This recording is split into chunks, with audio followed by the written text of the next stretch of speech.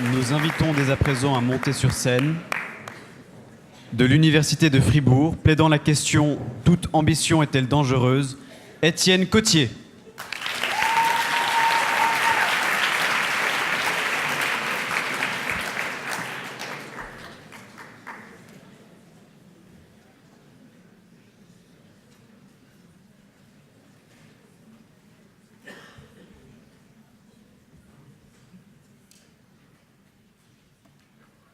Mesdames et messieurs les chers membres du jury, cher public, bonsoir. Ce soir, je suis là pour bousculer vos rêves. Y en a-t-il qui rêvent de devenir avocat dans la salle? Et ne mentez pas.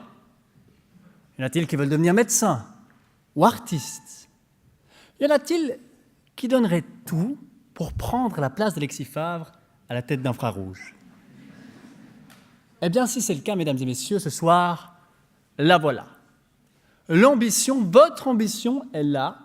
Elle siège sur le banc des accusés. Or, c'est à vous que revient ce soir la tâche de la juger. C'est une mission délicate, qu'elle fait de vous les juges de vos propres ambitions. Mais n'ayez crainte, car ce soir, je vous prouverai qu'aucune ambition, quelle qu'elle soit, n'est exempte de danger. Mais commençons par dresser le portrait de l'accusé. L'ambition est une passion qui nous pousse en avant. C'est un souffle qui exalte nos cœurs et nous exhorte à l'action. Toute ambition vise un but. Celui-ci peut être immense, comme devenir président ou star de cinéma. Mais nos ambitions à nous sont bien souvent plus terre-à-terre. Réussir nos études, trouver un emploi qui nous plaît, apprendre une nouvelle langue et pourquoi pas parler en public. Alors quels peuvent donc bien être les dangers de nos auditions? Eh bien, comme vous allez le voir, l'ambition est une conseillère qui peut s'avérer traîtresse, et cela, qu'elle mène au succès comme à l'échec. En cas d'échec, le grand danger, c'est la désillusion. Cette main énorme qui vous extirpe de vos rêves et vous remet brutalement sur terre. On se rend compte que nos rêves n'étaient peut-être pas les bons, que nos objectifs étaient peut-être trop élevés, trop ardus. Mais on s'en veut surtout d'avoir écouté cette voix, sa voix, qui nous disait « Vas-y, Pierre-Paul Jacques, tu peux le faire. » La désillusion. Mais alors qu'en est-il lorsque notre ambition nous hisse vers les sommets? Quel danger pourrait-il bien y avoir à concrétiser nos rêves? Eh bien, le risque, en cas de succès, c'est que nos ambitions se transforment peu à peu en drogue, que l'on devienne obnubilé par la gloire, assoiffé par le pouvoir. C'est la marque typique des puissants, comme cet homme orange qui scande à qui veut l'entendre « Make America Great Again », en général avec une cravate d'une autre couleur. Mais parmi nous, c'est surtout avant tout la maladie des carriéristes. Ces personnes, hommes comme femmes, qui laissent de côté leur vie sociale, voire même sentimentale, pour se consacrer uniquement à leur travail. Et il y en a parmi nous ce soir, je pense.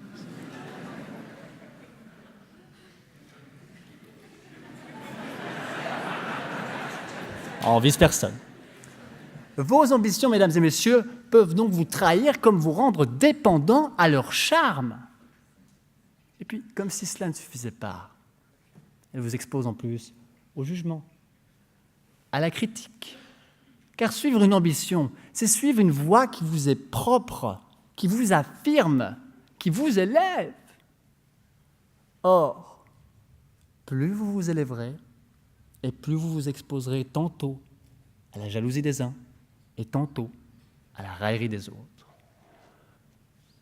Pour toutes ces raisons, mesdames et messieurs, je vous invite et je vous en conjure à déclarer l'accusé coupable de dangerosité. Oui, mais quelle sentence allons-nous lui donner? Pouvons-nous nous contenter d'une simple amende? Ou faut-il vraiment l'enfermer? En fait, à quoi ressemblerait un monde sans ambition? Ce serait à coup sûr un monde sans César, ni Napoléon. Un monde sans Mozart, ni Lenny Kravitz. En fait, ce serait un monde sans audace.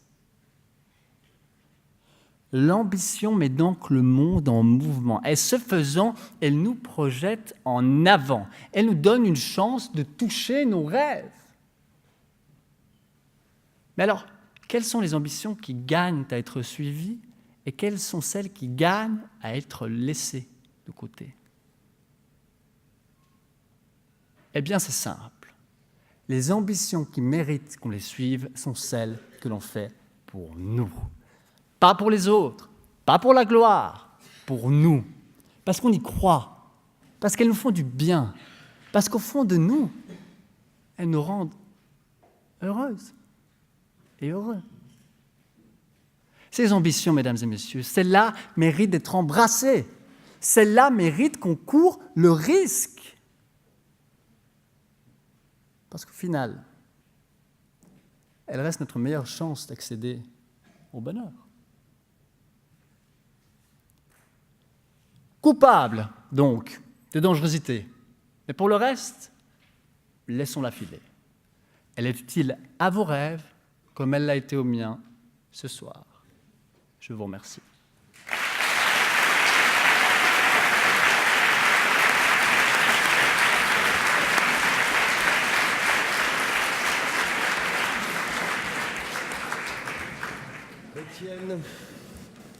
Étienne. Mon très cher Alexis, C'est un peu facile, je l'accorde. il paraît que vous venez de New York. Ah, vous êtes bien renseigné. Ah, j'ai fait mon travail. Vous êtes vraiment bien renseigné. Vous avez eu l'intelligence de nous taquiner. Vous avez l'intelligence de continuer à le faire. Vous l'avez fait avec un certain talent. Dans quelle mesure cette ambition que vous avez jugée, que vous avez livrée au verdict d'un immense jury, d'ailleurs il est très impressionnant ce jury aujourd'hui, c'est pas nous le jury, c'est vous. Vous êtes impressionnant, je confirme. Étienne confirme. Dans quelle mesure cette ambition est-ce que vous avez jugée donc n'est pas en quelque sorte le petit plaisir pervers qui vous taraude vous-même? Et dans quelle mesure n'êtes-vous pas en train ce soir de vous racheter une conscience? Alors en fait, ce soir, je ne me rachète pas une conscience. Ce soir, regardez bien ma main. Elle tremble. Et en fait, ce soir, mon ambition, c'est d'arriver à parler devant vous malgré mes tremblements. Je ne me rachète pas une conscience, je m'élève. Et je vous remercie car grâce à votre question, je m'élève encore un peu plus.